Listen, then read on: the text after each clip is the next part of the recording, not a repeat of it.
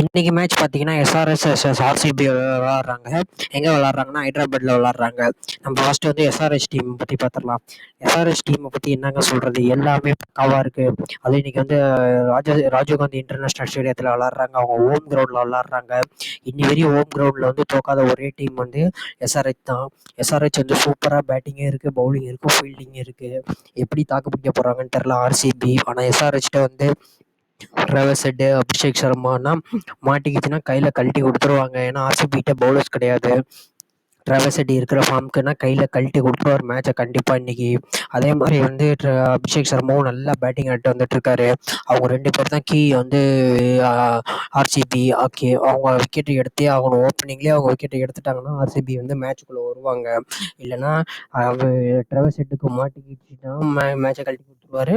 அபிஷேக் சர்மாவுக்கு மாட்டிக்கிட்டுனாவும் மேட்சை கழட்டி கையில் கொடுத்துருவாங்க. அவங்க 2 பேர் விக்கெட்டை கீனா எடுத்துடணும் முதல்ல ஆர்சிபி. ஆர்சிபி அந்த மாதிரி பவுலர்ஸ் யாரும் கிடையாது. அவங்க 2 பேர் விக்கெட்டு எடுக்கிற மாதிரி. ஏன்னா அவங்களா விக்கெட்டை விட்டாதான் உண்டு போல. ட்ராவஸ் ஹெட்டும் அபிஷேக் சர்மாவும் ஒன்ஸ் அவங்க 2 பேருக்கு மாட்டிக்கிச்சுன்னா மேட்ச் முடிஞ்சிச்சு, அங்கேயே தெரிஞ்சிடும். ஏன்னா ஆர்சிபிகிட்ட இருக்கிற பவுலிங்க்கு அவங்க 2 பேரும் மாட்டிக்கிச்சுன்னா கழட்டி கையில் கொடுத்துருவாங்க. அடுத்து வந்து என்ட்ரி கிளாஸ்னு இப்போ அடிக்கக்கூடிய பிளேயர், சூப்பராக விளாடுவார். என்ட்ரி கிளாஸ்னு ஒரு பவர் ஹிட்டர் இருக்கிற பிளேயர் வந்து என்ட்ரி கிளாஸ். எஸ்ஆர்ஹெச்லேயே கண்டிப்பாக எஸ்ஆர்ஹெச்சுக்கு வந்து அவரும் பெரிய பிளேயரை தான். அவரையும் நம்ம வந்து குறைச்சினா இடம் போட்டுற முடியாது. சூப்பரான பேட்ஸ்மேன். அடுத்த மாக்ரம் இருக்கார். மாக்ரமும் டீசெண்டாக பேட்டிங் ஆடிடுவார். அடுத்து வந்து இந்த நிதிஷ்குமார் ரெட்டிங்க, அவர் வந்து பவுலிங்கும் போடுறாரு, பேட்டிங்கும் ஆடுறாரு. செம்ம ஃபைண்ட் ஆஃப் தி சீசன் வந்து எஸ்ஆர்ஹெச்சுக்கு யாருன்னா வந்து நம்ம நிதிஷ்குமார் ரெட்டி தான். நிதிஷ்குமார் ரெட்டிக்கு வந்து பெரிய பெரிய பெரிய ஹேட்ஸ் ஆஃப். நல்லா க்ரூம் பண்ணாங்கன்னா எஸ்ஆர்ஹெச் அவர் பெரிய லெவலுக்கு வருவார். அந்த ஷபாஸ் அகமது வந்து லாஸ்ட் மேட்ச் 50 அடித்தார். சூப்பராக பேட்டிங் பண்ணார் டெல்லிக்கு எகென்ஸ்டாக. நல்லா பவர் ஹிட்டிங் நல்லா ஜென்ரேட் பண்ணுறார் ஷபாஸ் அகமது. அடுத்து வாஷிங்டன் சுந்தர் இருக்கார். வாஷிங்டன் சுந்தர் வந்து இம்பாக்ட் பிளேயராக தான் யூஸ் பண்ணுறாங்க எஸ்ஆர்ஹெச். ஆனால் பவுலிங் வந்து சரியாக போடுறதில்ல வாஷிங்டன் சுந்தர். டெல்லி மேட்ச் அப்போ பிரித்து இப்போ மேஞ்சி கையில் கொடுத்துட்டு போயிட்டாங்க அவங்க டெல்லி கேபிட்டல்ஸ் டீமு. அதனால் எஸ்ஆர்ஹெச் வந்து வாஷிங்டன் சுந்தரை வந்து இன்னும் நல்லா பண்ணி விளையாட வைப்பாங்களா என்னன்னு தெரியாது. ஆனால் எஸ்ஆர்ஹெச் வந்து வாஷிங்டன் சுந்தரை வந்து இம்பாக்ட் பிளேயராக தான் யூஸ் பண்ணிக்கிட்டு இருக்காங்க. அடுத்தது பார்த்தீங்கன்னா வந்து பவுலிங் யூனிட்டை பார்க்கலாம். பூவி சூப்பராக பவுலிங் போடுறாரு. அப்புறம் நம்ம நட்ராஜன் சூப்பராக, அவரும் இப்போ லாஸ்ட் மேட்ச் டெல்லிக்கு மெயினான டெல்லி மேட்ச் எஸ்ஆர்ஹெச் ஜெயிச்சது காரணம் வந்து நட்ராஜன் தான். அந்த slow bouncers, slow yorkers, slow ball cutters அதெல்லாம் சூப்பராக போட்டார் நட்ராஜன். அவருக்கு ஜெயிச்சிச்சு மேட்ச்சு. ஆனால் அவர் நல்லா சப்போர்ட் பண்ணார் நட்ராஜனை. அடுத்தது பேட் கமின்ஸை நம்ம என்னமா சொல்கிறது, சூப்பராக பவுலிங் போடுறாரு. அவருக்கும் ஹேட்ஸ் ஆஃப்ங்க. அடுத்தது வந்து நம்ம ஆர்சிபி டீமை பற்றி பார்த்துடலாம். ஆர்சிபி டீமை பற்றி என்ன சொல்கிறது, ஒரே ஒரு மனுஷன் நம்ம விராட் கோலி, கிங் கோலி மட்டும்தான் ஆடுறாரு. வேறு யாரும் ஆடுறதும் இல்லை. அவருக்கு யாரும் சப்போர்ட்டும் பண்ணுறதில்ல.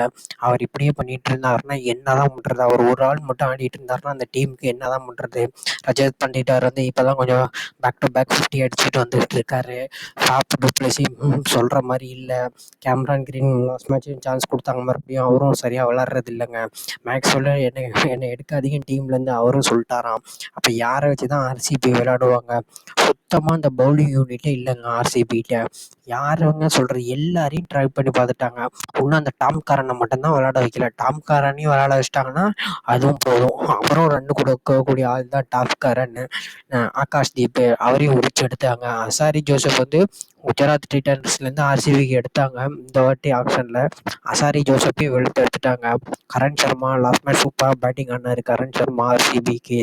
லாக்கி ஃபெர்கசன் அவர்னா பிரித்து எடுத்துடுறாங்க. முகமது சிராஜ் ஐயோ சொல்லவே தேவையில்ல, என்ன அடி வாங்குறாரு முகமது சிராஜ்.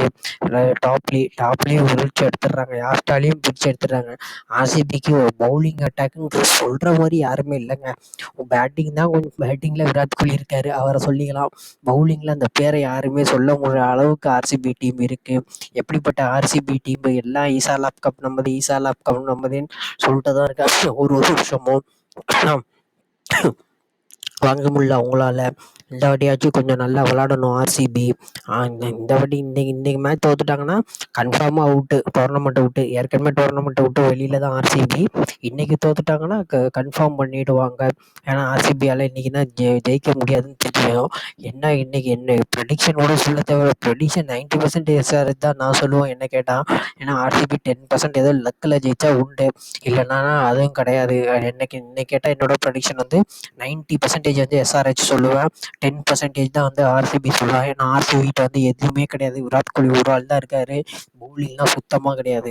அதனால் நான் 10% வந்து நான் வந்து ஆர்சிபி தரேன், 90% வந்து நான் வந்து எஸ்ஆர்ஹெச் தான் ஜெயிக்கும்னு சொல்கிறேன். இதில் எந்த மாற்றமும் கிடையாது. 90% வந்து இன்றைக்கி எஸ்ஆர்ஹெச் ஜெயிச்சிரும், அதில் எந்த மாற்றமும்